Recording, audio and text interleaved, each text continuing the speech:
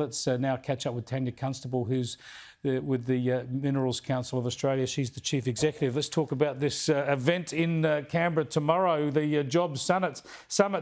Tania, tell us about your biggest concerns here. Do you think this is just going to be a push by unions and other bureaucrats to actually increase government intervention in the economy rather than try and free up the marketplace?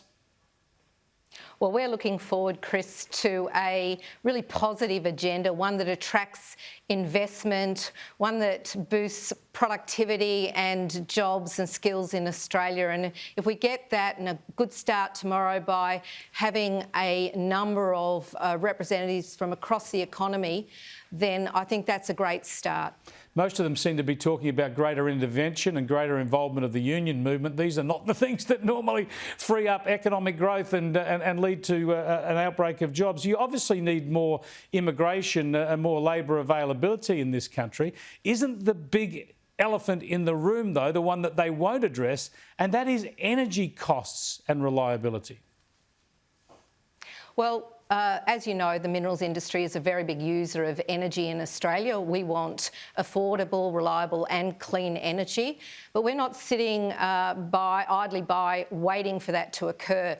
We've started to make sure that the transition to more fuel-efficient hybrid solutions, more solar, wind on our mine sites, that we're reducing energy costs overall, so that at the end of the day, that will be better for our industry. It's really important. We see a really strong future for our industry around new types of minerals, copper, cobalt, nickel, zinc as good examples that will require an enormous investment over the next 20, 30 years while we get to net zero by 2050.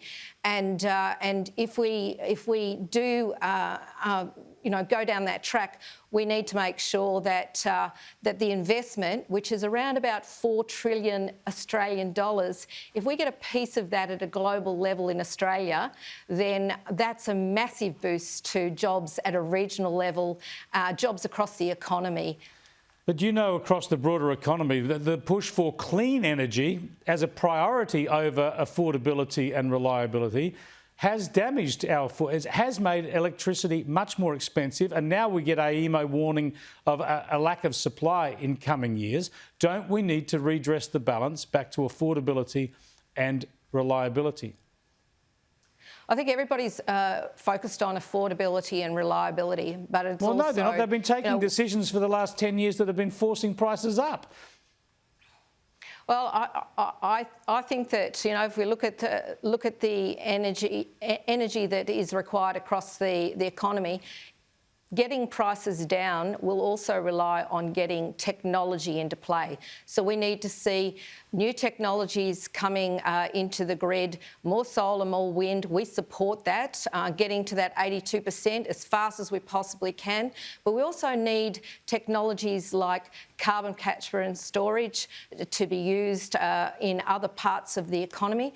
That's a big play for the mining sector. We need carbon capture and storage within the mining sector. We'd also like to look to the long term for nuclear energy to be part of that mix. But, in short, I think the more technologies that we have, the better that will be for Australia. Yeah, we got nuclear there, and everyone's too timid to get started on it. Thanks for joining us, Tania. Appreciate it. Have a great time down there tomorrow.